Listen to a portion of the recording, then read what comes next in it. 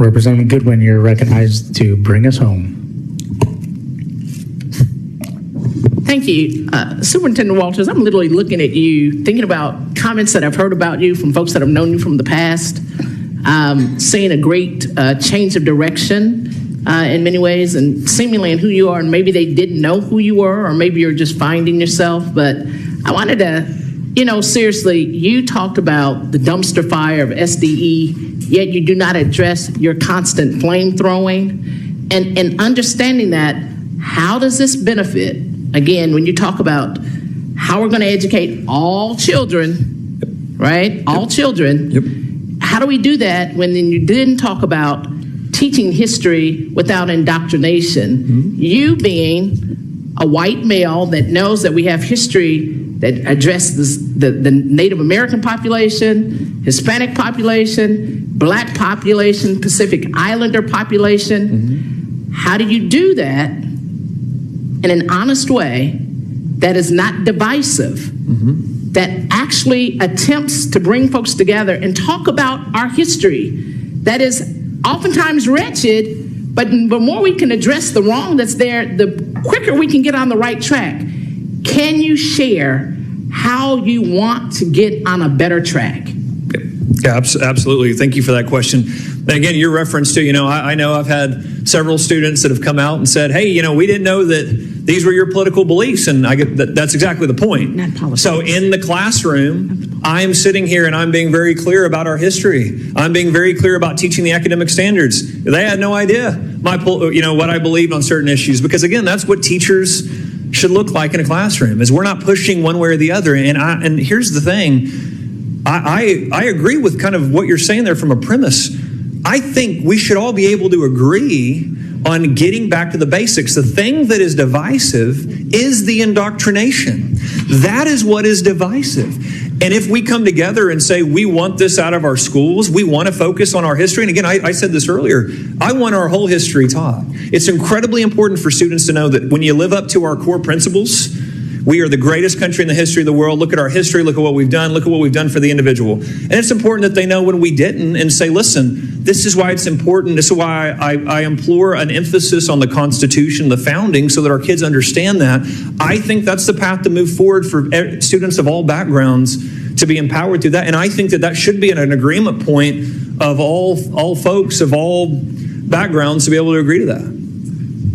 We'll give you one more, Representative. Thank you. I really appreciate it. I know that it's our history talks about folks being 3/5 human. Our history talks about slave codes. You're familiar with all that. You're an educator. That being the case, again, your campaign promises are in no way some kind of educational campus policy or process or best practices.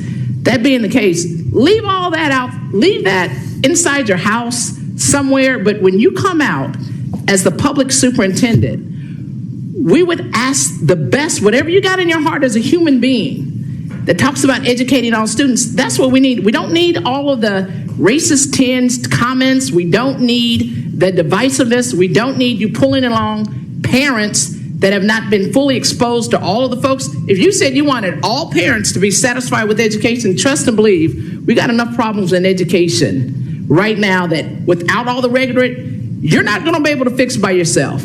I wouldn't even ask you to do that. But I know your job is difficult, and I do not understand how you think taking up some of your time with all of that other junk somehow advances and closes the academic performance gap of our students. Black, white, red, yellow, white, whatever.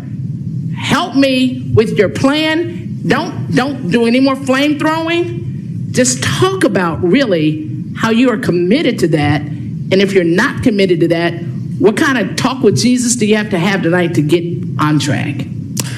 Well, Representative, I appreciate the question. And, I feel like very clear today, and I've been very direct in the way I campaigned and the way what my positions are. And my job, look, I don't care to offend people. I don't care if people are triggered by what I say. I don't care if it's politically correct or not, or what the whims are of some people who get upset about everything. My job is to speak truth and to find solutions to problems. So I'm going to always say what's true, what I think is right. I'm always going to pursue that for kids and parents.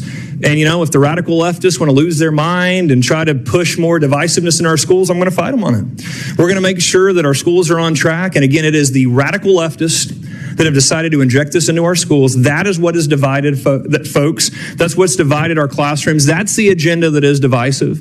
And again, the way forward, the way to improve education is to get all that nonsense, all that radicalism out, put the focus on academics, provide school choice for every parent, give the supports for our great teachers, provide all kind of incentives for great teachers, provide all kind of resources there for our teachers, and to put students at the center of every decision that we make.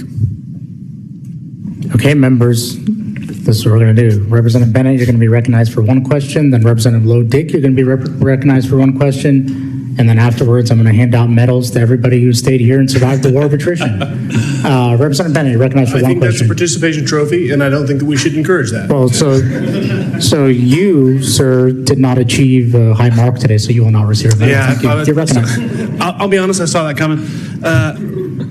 Superintendent, her question regarding your rhetoric was not about party alone. I don't want to speak for my colleague from Tulsa, but my view is when you talk about radical leftists, that is certainly partisan, and I do question how you see us coming together as a result of that kind of language. But you also talk about it in terms of American history and not teaching the bad side of it. But then this morning, before you came in here, you posted a video wherein you talk about how you'd like to put Bibles in all public schools. I grew up in a Christian church, and I still adhere to many of those beliefs. But it is not our job, and in fact, it is constitutionally prohibited for us to.